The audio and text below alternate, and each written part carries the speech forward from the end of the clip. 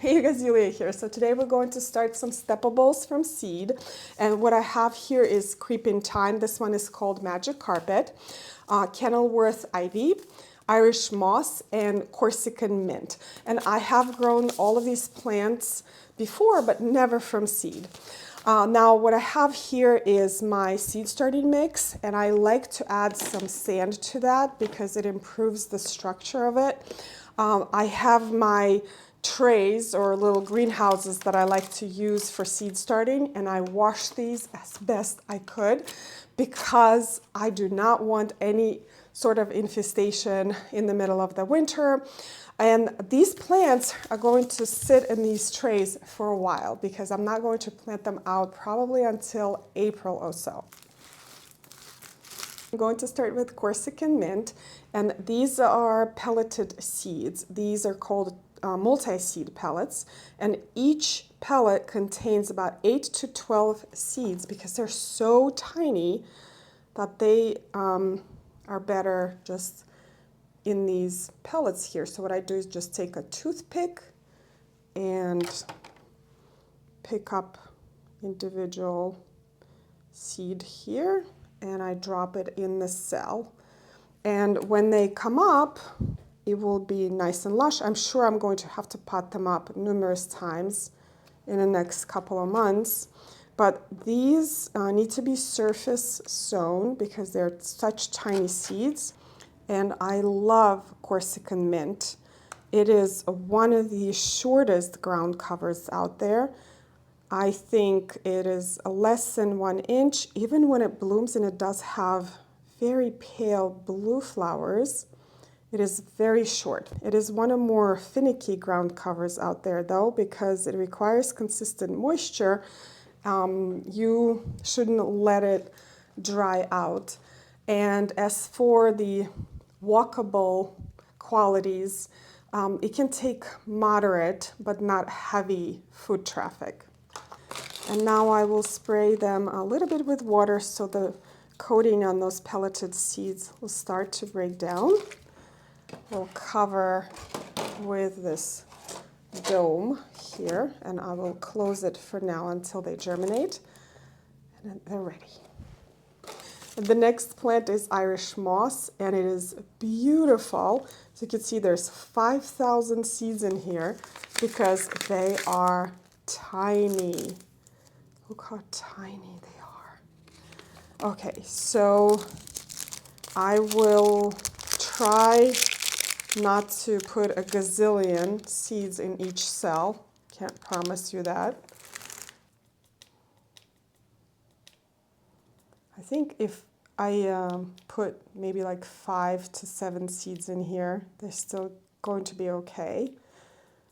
I want a nice cushiony mats by the time spring comes. And Irish Moss is just such a beautiful plant. It's a great substitute for lawn areas. And as for stepability, it's also pretty moderate. They need retentive, gritty, well-drained soil, and they can be grown in mostly sunny locations. Do not cover the seeds, of course, because they are so tiny. I pre-moistened this seed starting mix so I don't have to water it, not to dislodge the seeds. Almost all of these seeds are so tiny. This plant is Kenilworth Ivy, and I have grown this one before, but only as a trailing plant. I'm curious to see how it will do as a ground cover. You have to be careful with this one. It can get aggressive in some areas. Now this one doesn't have that tiny of seed. You can see, you can actually see them with the naked eye as opposed to Irish Moss. But these also need to be surface sown, and they have to be sown 10 weeks before last frost is expected. So all of these seeds will require quite a bit of time before they can germinate. Actually, you know what? I'm just going to use my finger and press them just like this. I'm going to put 2 in each cell. Okay, same bottom tray. A little bit of water. This one does bloom with beautiful pale blue flowers.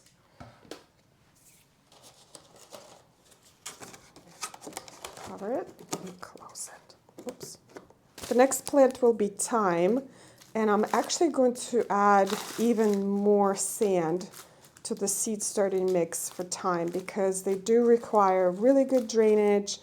They grow in between those rocks and crevices, and they appreciate sand very much.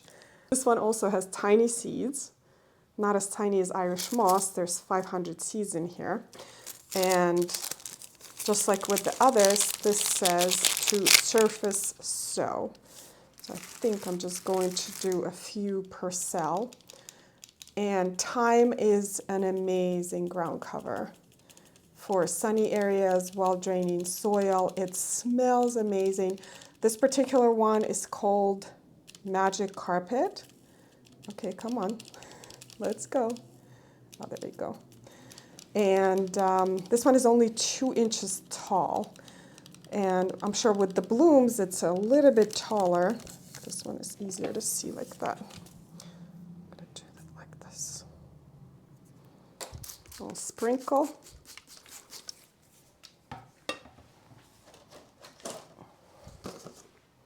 And a dome.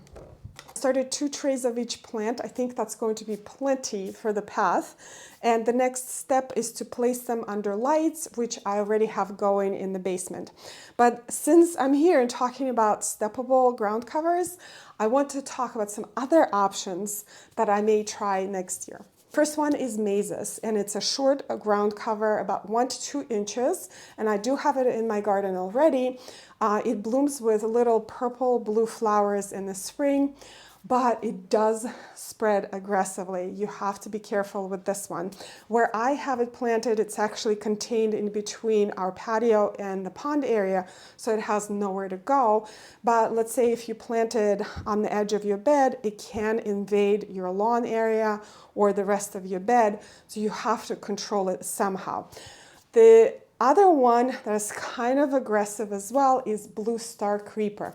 And that is a beautiful ground cover if you have an area that is contained and you are not worried about it escaping. That is a great ground cover. In fact, I did a project this summer where a family of 5 have a pool area, and they did not want a lawn there because the lawn clippings kept getting into the pool, and that became kind of a nightmare. So we decided to plant Blue Star Creeper.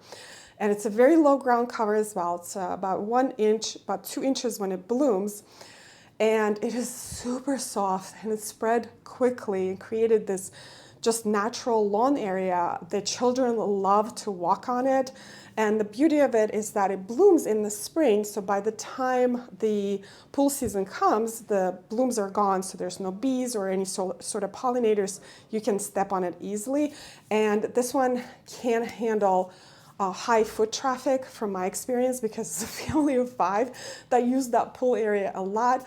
And I also haven't noticed any damage from salt water going onto it and destroying the plant. Another ground cover that I would like to try is Leptinella. And those are actually easy to find in a nursery. And it is a beautiful little plant. Each leaf looks kind of like a fern. They're very low, 1 to 2 inches. I am not certain as for how walkable it is, but everything online says that it has, it can take moderate foot traffic, so I'm going to look for that one as well. Another type of thyme that I'm going to try is Elfin Thyme. It is one of the shortest thymes out there. I actually planted it on one of my projects, and it did really well in a sunny area. I also saw how it was planted in Chanticleer Garden that I visited a couple of years ago in their new tennis court area that was converted into a garden. And as you can imagine, a public garden gets a lot of foot traffic, and that thyme did pretty well. Also going to try to find Dwarf Mondo Grass.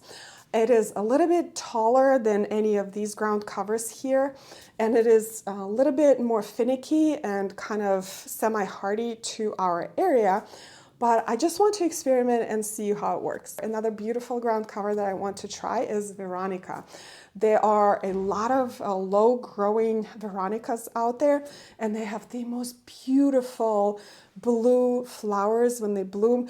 It is pretty short when it's not in bloom, but when it blooms, it's about 4 to 5 inches, so maybe more on the fringes of a path. This ground cover will not work for me because it's too cold for it here, but if you're in the warmer zone, starting with zone 8, you can try baby tears or Soleirolia. And I've grown it as a houseplant before. It is beautiful. It kind of looks like Corsican mint a little bit, but it covers those crevices in between the stones in the warmer areas. It likes a little bit of humidity. And as for the foot traffic, I think it can take a light to moderate foot traffic. Now I'm trying all of these ground covers now because the area that I'm working on receives a good portion of sun during the day. But as my trees that I planted will start to mature, I know it will become too shady for any of these. Maybe Leptinella can't take that type of shade, but I think I will gradually transition into moss, which I love. And we have moss growing naturally in our garden. I don't even have to start it from seed or buy or anything. I just transplant little pieces and they spread. But that will be about 5 years or longer from now. And for now, I am looking forward to trying these different ground covers. So let's go ahead and place them in the basement under lights.